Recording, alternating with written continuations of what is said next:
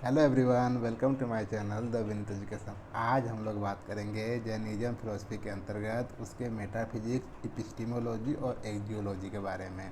ठीक है, पिछले क्लास में हमने उसके मेटाफिजिक्स के क्लासिफिकेशन के बारे में हम देख चुके थे। आज हम देखेंगे कि कैसे जो है कि कर्म जीव को बांधते हैं। ठीक है, जैसा कि हमने उस वीडियो में देखा था कि इन्होंने माना था कि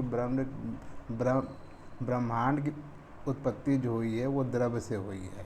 ठीक है, द्रव्य के इन्होंने अलग अलग भागों में बांटा था, जीव और अजीव, जिसमें कि बद्ध जीव और मुक्त जीव की बात हम लोगों ने किया था। ठीक है, तो आज हम लोग देखेंगे कि कर्म जीव को कैसे बांधते हैं। ठीक, तो ये कहते हैं कि फुदगल अर्थात मैटर जो है जब जीव की तरफ प्रवाह होता है। ठीक है, मैटर फुदगल जब जीव की तरफ आता है तो उसको बोलते हैं आश्रव। ठीक है, अब वो जो फुदगल आते हैं वो उनका आना आश्रव कहा जाता है। अब वो कर्म आपके आत्मा से अर्थात जीव से बंध जाते हैं, उसको बोलते हैं बंधन। ठीक है, अब जो कर्म आपके बंध गए हैं और जो कर्म आपके आ रहे हैं उनको रोकना, स्टॉप कर देना, उसको बोलते हैं संवर। ठीक, अब आपके कर्म जो आपके आत्मा से जीवात्मा से चिपक गए हैं उसको झाड़ना, अर्थात जो आ चुके हैं उनको बाहर निकालना, उनका क्षय करना, वो होता है आपका निर्जरा। ठीक है, और इस तरीके से जब आपके कर्म आपके जीवात्मा से क्षय हो जाते हैं, दूर हो जाते हैं, तो वो स्टेज आपकी कहलाती है मोक्ष अर्थात खेवाल्य। ठीक है, ये आपके होते हैं मेटाफिजिक्स। आई होप कि आपको मेटाफिजिक्स समझ में आ गई होगी। अब हम इसके दूसरे ब्रांच एपिस्टीमोलॉजी की बात करते हैं। तो जब हम बात करते हैं इस स्कूल की अर्थात एपिस्टीमोलॉजी की, तो ये कहते हैं कि ज्ञान प्राप्त करने के टोटल 4 साधन हैं। पहला आपका है खरोच, अप्रोच, उसके बाद न्यायवाद और सप्तभंगी।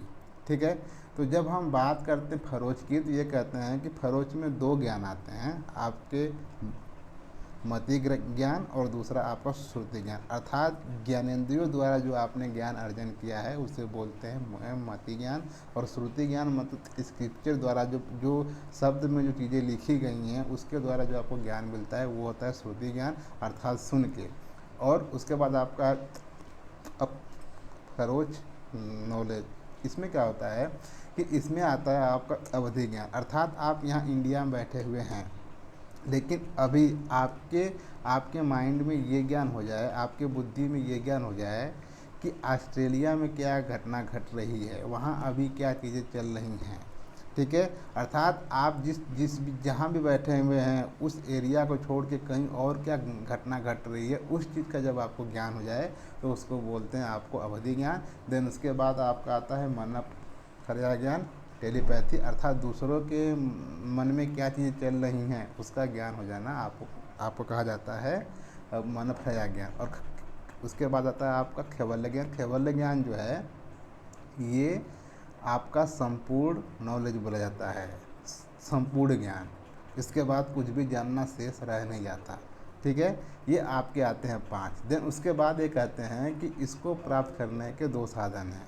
पहले आपके न्यायवाद, दूसरा आपका सप्तभंगी। न्याय का मतलब होता है दृष्टिकोण, परसेप्शन, आप चीज़ों को किस परसेप्शन में लेते हैं, किस संदर्भ में लेते हैं, उसको ये बोलते हैं न्याय, आपका पॉइंट ऑफ व्यू।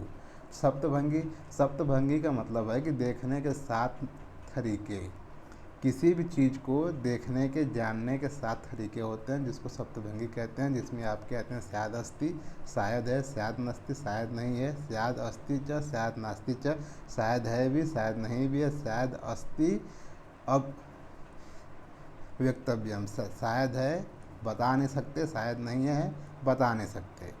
ऐसे ही करके उन्होंने 7 चीज़ें दी थी। ये होता है इनका ज्ञान मीमांसा। देन इसके बाद आता है आपका एक्जियोलॉजी। उसमें देखते हैं कि ये क्या, इसके अंतर्गत ये बोलते हैं कि अगर आपको केवल ज्ञान को प्राप्त करना है तो आपको 5+4+3 चीज़ों का पालन करना पड़ेगा। 5 का मतलब होता है आपके पंच महाव्रत व्रत, जिसमें आपका सत्य, अहिंसा, ब्रह्मचर्य, अपरिग्रह।